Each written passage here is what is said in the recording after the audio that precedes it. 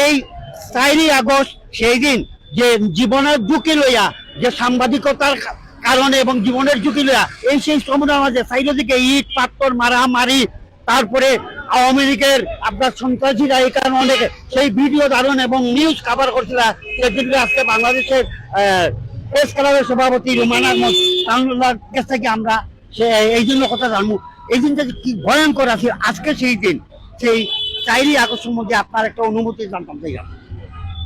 এখানে আমরা সংবাদকর্মীরা সকাল 9:30টার সময় আমরা এখানে সংবাদ প্রচার করতে আসছি। যখন এখানে সাধারণ ছাত্ররা মাঠে নেমে আসে, তখন আমরা দেখতে পাচ্ছি ছাত্রলীগ যুবলীগরা তারা ছাত্রদের নৃশংসভাবে তাদের উপর অত্যাচার শুরু করে, শেষ পর্যন্ত আমাদের সাংবাদিকদের উপরও তারা মার শুরু করে, আমাদের হাতের ক্যামেরা ভাঙচুর করে, আমাদের মোবাইল ভাঙচুর করে এবং আমাদের মোটরসাইকেল যানবাহনগুলো তারা ভাঙচুর করে। আমরা আমাদের যে ক্ষতি হয়েছে, আমাদের সাইকেল বা আমাদের সংবাদকর্মীদের যাদের ক্ষতি হয়েছে তারা আজও ক্ষতিপূরণ পায়নি। সারা দিনব্যাপী সংবাদকর্মী সহ সবার উপর আওয়ামী লীগের নির্মম অত্যাচারের শিকার হয়েছে।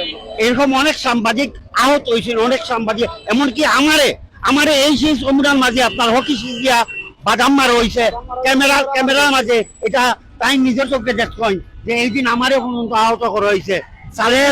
ওই দিন আমরা সোহেল ভাই উনি ক্যামেরাতে ফুটেজ তোলার পরে উনি নিজেও অত্যাচারের শিকার হয়েছে। শেষ পর্যন্ত 4 দিন রাত্রে ওনার অফিসে তল্লাশি করেছে এবং ওনার ক্যামেরা এবং মোবাইল এখান থেকে কেড়ে নেওয়া হয়েছে যে উনি কেন ভিডিও ফুটেজ করলো, উনি কেন এই ফুটেজগুলো তুললো। এই কথা আমাদের সংবাদকর্মী অত্যাচার শিকার হয়েছে। ধন্যবাদ রুমান ভাই রে। আজকের এই দিনটারে আপনি কিভাবে স্মরণ করেন, আপনার কেমন মনে হয়? আজকের এই দিনটা আমাদের কাছে খুবই আনন্দ মনে হয় যে আমরা সত্য নির্যাতন সত্য অত্যাচার সহ্য করে যে বাংলাদেশ স্বাধীন হয়েছে, এটাই আমাদের সবচেয়ে বড় সফলতা। লাস্ট একটা কথা, আগামীকাল রাত পাইলেই আগামীকাল 5ই আগস্ট, এই দিনও শেখ হাসিনা বাদ দিয়া গেছে, সেটা আনন্দ দিন। আগামীকাল রাত পয়লে 31 আগস্ট, 31 বলে 31 জুলাই, 31 জুলাই বলে 5ই আগস্ট পাচ্ছে। 5 আগস্ট সারা বাংলাদেশের ঈদের দিন সবাই মনে করবে। ধন্যবাদ সবাই, ধন্যবাদ। এখন আমরা লোক আমিরের শেরওয়ানিগুলো অতীতের রাজা বাদশাহরা পরতেন। বিয়ে করার আনন্দই আলাদা। আমরা এসেছি, আপনারাও আসুন রাজকীয় পরিবেশে বিয়ে করতে।